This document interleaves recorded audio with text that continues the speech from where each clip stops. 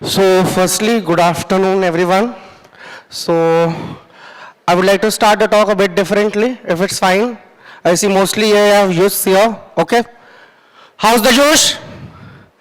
I can't hear you. Higher, higher. How's the Josh? So that's good, but still a bit of lesser energy. Okay. Firstly, I would like to extend my thanks to TEDx. It's been a great platform for multiple change leaders, business leaders, political leaders, celebs, and other change makers from different sections of the world. Secondly, I would like to extend my thanks to PSNACET. You have a great hospitality procedure. I really loved it. I have been here for the last 24 hours. And thanks for the hospitality. Thank you a lot. So, starting out my presentation here, the topic is threads of change, but I would like to start a bit differently. So firstly, I'm just 25, honestly. And I lead a business group which is today valued at around 3,000 crores. We have a corpus of around 5,000 crores in funding just for funding startups in the form of debt, private debt, secured debt, unsecured debt, and obviously other trade finance instruments such as private equity, LCs, and others. I won't go into in-depth finance right now. So yeah, multiple of us have been at this stage, right? Wherein we left our weapons, we dropped down to our knees and we hesitated for a second, right? All of us have hesitated at some point of time, I guess.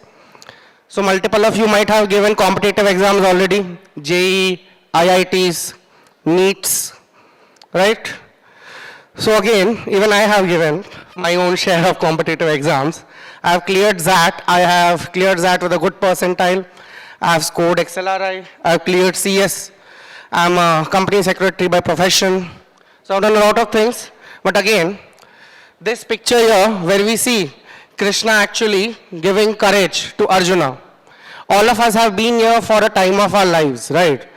And the reason being is we hesitated. But the question is hesitation wrong? Is it? Because I think it is not. All good leaders have hesitated at some point of time, right? The Prime Minister of any country hesitates before declaring war, right? Every government department hesitates before inflating prices, inflating taxes, be it tariffs, be it GST or any other taxes, right? Leaders do hesitate. So hesitation is a good thing because it obviously helps us all introspect and retrospect on our decisions, which we are going to make. Okay? Look back all the way where we have come from. Look back at all the people who are going to be influenced by our decisions. Right? And everyone should hesitate before implementing a change. Right? So here, the story is that Arjuna hesitated to raise the bow and arrow against his own family members in the battle of Kurukshetra. That is when Lord Krishna stopped time. He took Arjuna in his chariot to the middle of the battlefield from where he could see both the Kauravas and the Pandavas' armies.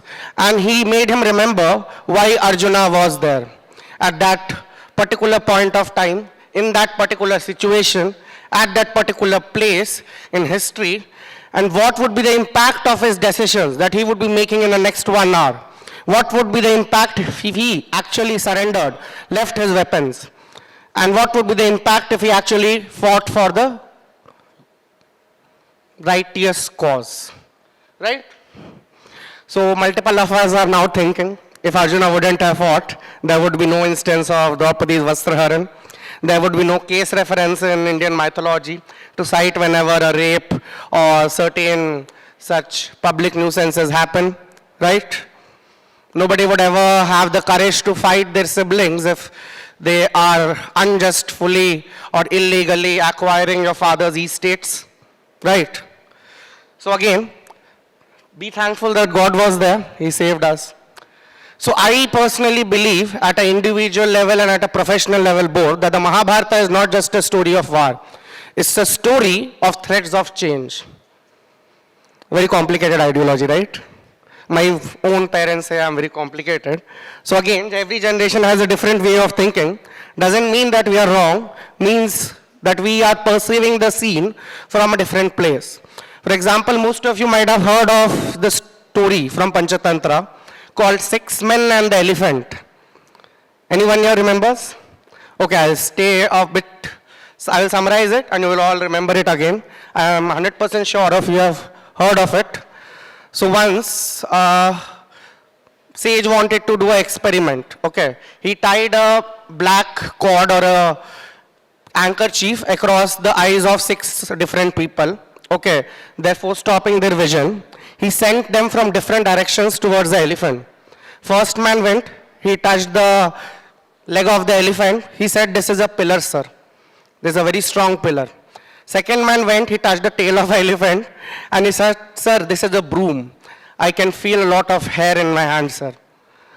Third man went, he touched the body of the elephant. He said, "Sir, this is very strong. It's a wall. It's 100% a wall, sir." Fourth man went, he touched the trunk of the elephant. He said, "Sir, this is a pipe, sir. All the others are lying, sir." And the last man went, he touched the tusks of the elephant. And he said, "Sir, this is a big thorn. I can prove it to you." So, what is the difference here? Was any one of them wrong? No, right? All were right, but they were right from their perspectives. So when the sage actually opened their blindfolds, that is the handkerchiefs from their eyes, they all discovered that they had been looking at the situation from only their perception. So if they would have stepped into the place of the other 5 companions of theirs who were perceiving the situation as a different thing, they would have got a clear ideology of how that thing looked from 6 different places, and maybe they would have guessed. They would have guessed it was an elephant. But did any of them take the initiative to do so? No, right? So change is all about that. How you perceive implementing change is not always the same. Especially in business organizations, when you are sitting at a C-suite leadership position, it's very easy for you to actually implement some rule down the hierarchy. But it's not so easy for the people sitting below you to accept it. This from a business point of view, there are multiple points of views. We'll see them step by step. So we'll go through 10 lessons, okay, very short. First is, when a thread of perspective changes everything, okay. So when we talk of a thread of perspective, what do we mean? As you can see in the image, we see a small lion cub looking at himself in the river. And what he sees is a real full-grown lion. That is, maybe he'll be that in 5 years from that point of time. I'm not very sure about the lifespan of a lion. Not been into zoology much. So again, when we talk of Mahabharata, when did things change? And why did Arjuna accept the perception of Krishna? Because Krishna showed him the entire Vishwarupa, right? He showed him that he is the ultimate creator. Aham Brahmasmi. I am Brahma. I am the creator and the destroyer and the person who grants life to all beings, right? That is how he gained his trust. So again, perspective is very important. So coming back to perspective, I remembered a good story actually, just now, not a part of my speech either. Back when I had completed 2 years of my psychology classes in my college, XLRI, at the end of my last lecture, I asked my psychology professor, "Sir, you taught us organizational psychology for 2 entire years, sir. So many chapters, so many case studies. But we as a HR professional have to judge a person in just 5 seconds. How do we do that?" And my professor was a very great man, honestly. He turned back, he went to the blackboard and he wrote a single line that changed my life. And I do remember that line very clearly. Yatha drishti tatha shrishti. For an optimistic man, he can see God in every other person. For a pessimistic man, he will obviously see the evil in every other person. Do you get that? So this is very much based on the case experiment that we HRs do by offering a full glass or a half-filled glass of water to the audience. And obviously we ask the interviewee, "What do you see here?" If the interview actually answers that I see a half-filled glass of water, half-filled, we perceive that a person is optimistic because he is seeing the portion of the glass which is actually filled. Okay? But if the interview actually answers, I see a half-empty glass of water, we perceive him as a pessimistic person who is actually seeing the half empty part of the glass, right? So perception changes everything. So back 5 years from now, I think in 2021, when I started out my journey as an entrepreneur, I perceived myself being a very big scale investment banker in 5 years from that point of time. So for the last 4 years, honestly, I haven't been a big scale investment banker. But then once we completed raising funds for approximately the first 50 startups of our entire company's journey, we have found a large scale investor and we have found multiple syndicates, multiple institutional investors and everything. So again, everything changes if you start perceiving yourself the right way. If you perceive yourself as a tiny part of God, because God himself says that I am present in every human being in this universe. I am present in everything in this universe. Aham Brahmasmi, I am Brahma, present in every portion of this universe, right? So obviously, you will have the courage, enthusiasm and the energy to do something right. But again, if you perceive yourself negatively, so it depends. So second lesson is the thread of doubt before every transformation.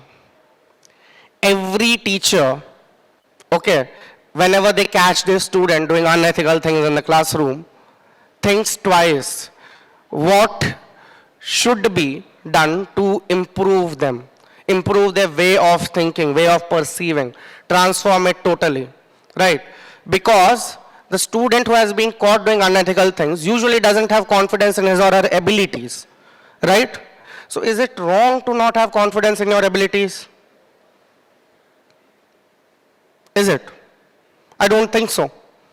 Because multiple times even I have found out, although I have a lot of abilities, although I have a strong corpus of 5,000 crores at the back end, which I just claimed in the beginning of the speech, to fund startups, I have always found it impossible to fund movie producers, honestly. We have rejected multiple cases. We have even found out that the cases are not worthy enough to fund. So maybe every doubt could help you transform into a better being, right? Because when Arjuna had dropped his bow, before he dropped his bow, he was a warrior who was just there to win the fight. But after he dropped his bow and Krishna worshipped him, Krishna elaborated to him the lesson which we know today as Bhagavad Gita, right? He changed. He didn't fight for victory, but for social justice, righteousness, and to fulfill his duty of fighting, not for victory again. So multiple times we actually do things assuming the results, right? That the results need to be in our favor. So there is a quote from the Gita, shloka, to be proper. It says, Karmanye vadikaraste ma phaleshu kadachana, ma karma phale heturbu ma teva sangostva karmani. Arthat, your duty lies in doing your duty. It doesn't lie in being attached to the fruits of your duty. So that is where you must think and ponder before making or executing any transformation. Now the third. One thread can unravel a kingdom. So again, when we talk of one thread can unravel a kingdom, we are referring to a situation wherein a single thread can actually change the entire way that a cloth is being woven. So do you get that part? Have you ever seen a loom? Or maybe you have seen your grandmother stitching dresses in your home? You have, right? So what if one stitch went wrong? Just one stitch. Would it impact it? A lot, right? So let's assume I have woken up very well. I had my breakfast. I did everything today right. And then I slip while just coming out of my bedroom. Just one mistake. So that one mistake would impact the entire day if I start perceiving it as a pessimistic option, right? So again, when we speak of one thread, the best case here is Yudhishthira's dice game. All that Yudhishthira did that day until that day was very right. He was always on the righteous side. So, the point is that one wrong decision of his actually brought a kingdom down to his knees. The Pandavas almost came to the brink of being destroyed. Okay?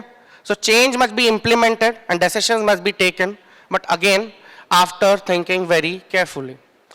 The fourth lesson, when pain becomes the strongest thread. So I guess most of us have seen this. We are all very advent with this picture, Draupadi and her Vastraharan. So we think that our failures are actually going to damage our reputation, our careers. But do they? Do they? Because I honestly have failed in my CS exams approximately thrice. I failed my CFA twice. And yet I am here as a practicing company secretary. So what brought me to this particular stage?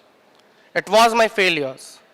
So pain is going to create pain for you only unless and until you are going to perceive it as your failure. The minute you perceive your pain as something which has the power to change you, transform you, make you a better being. So that pain is going to be the most biggest strength you have ever imagined that you did have. So that is where Draupadi's strength comes from. She never perceived her pain as pain or a failure. She perceived it as a greatest strength, and that is what changed the entire direction that the Mahabharata went into. Next, we have Eklavya. So I guess all of us know this scene too. When the thread of access is denied.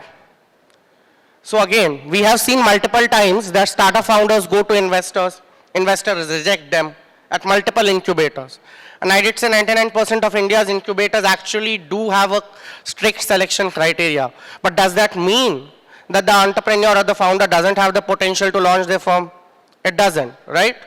So what is that fact that is making the difference between the startup which is getting funding and the entrepreneur who is getting rejected?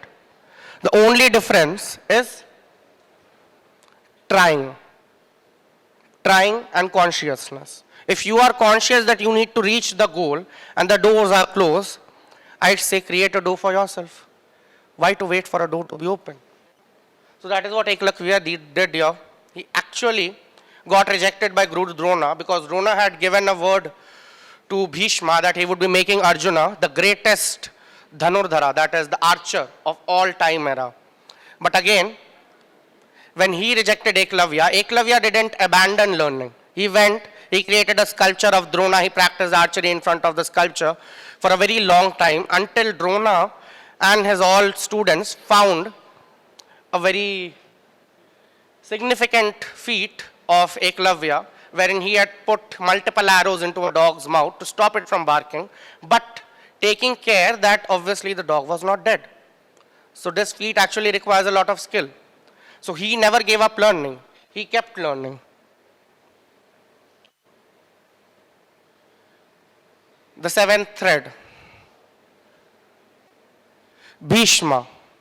So how many of us have actually heard of Bhishma?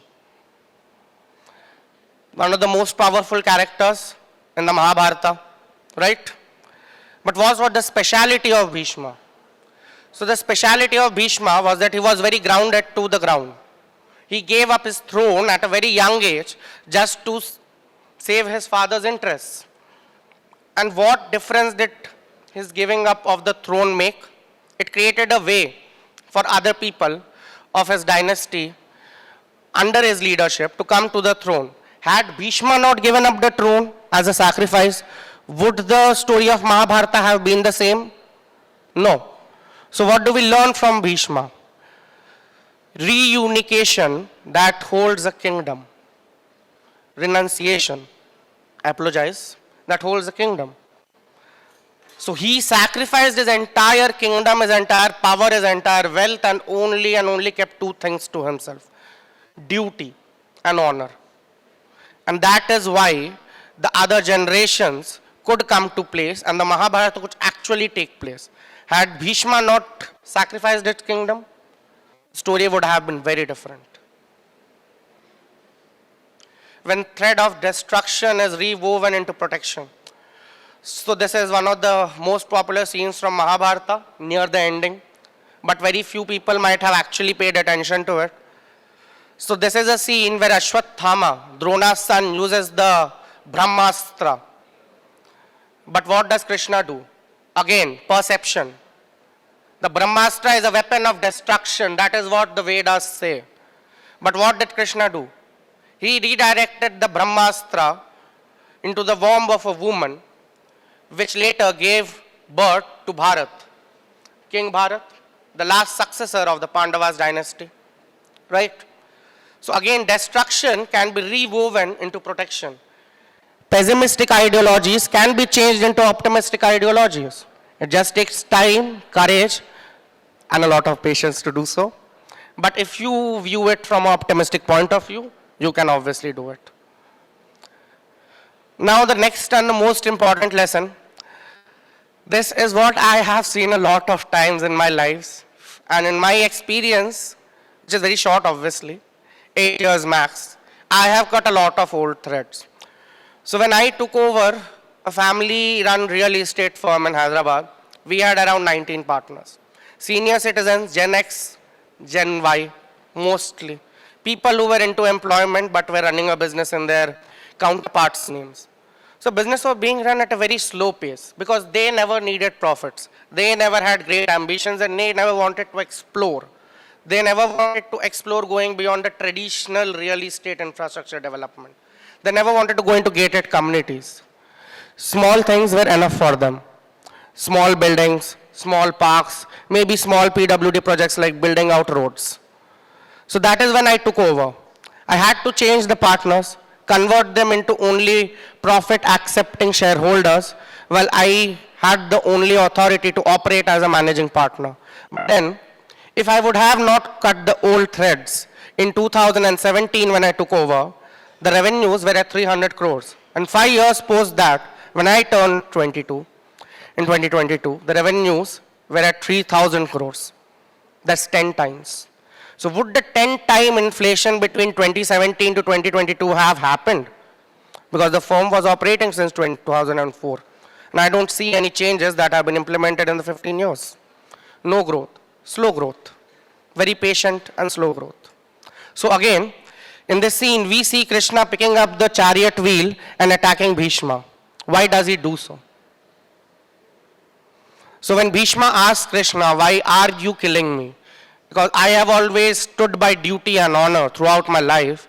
Krishna says that your death is an important occurrence for the upcoming yuga. You are a boulder of difficulties and challenges for the upcoming yuga. You stay true to your word, but that is your perception. You never go beyond what your perception is to check whether the other person is perceiving it as pain, guilt, remorse. You have never shown compassion. So you are an old boulder that needs to be taken down for a new path to be caved into this rock, for a new yuga to emerge. So at times, old threads must be cut. It's important for the new threads to take over and the world to be a different place. So the last lesson, I guess, when one fabric ends and another begins. So all of us have a question. HRs ask us, how do we see ourselves in 5 years from now? I see myself as a great manager, senior manager. I see myself as having done an MBA from a grade B school, ended up in a McKinsey with a 1 crore or 3 crores salary at the age of 25 and 30. So is that the ending of your life? No. Because when one destiny ends, you must find the next. Those who have always settled down in their comfort zones after getting a 3 crores placement offer in their lives. The best example would be Vinita Singh, the co-founder of Sugar Cosmetics. Got a 1 crore of placement offer from McKinsey after completing her MBA from IIM Ahmedabad, yet she rejected it upfrontly, went in to pursue her dreams, and today Sugar Cosmetics is what we all know it to be, right? So would Sugar Cosmetics have existed if Vinita had not rejected a 1 crore placement offer? that too being an alum of IIM Ahmedabad. So our top tier 1B schools are a bit strict. If you reject placement offers, you are generally debarred from all the other placements. So there's old generation ideology. But nonetheless, one fabric ended in her life that was pursuing education and employment, and she chose the next, launching her own firm. So life is like that. You need to keep on finding the next destiny until and unless you succeed in your life. So coming to the last, just a single statement to make.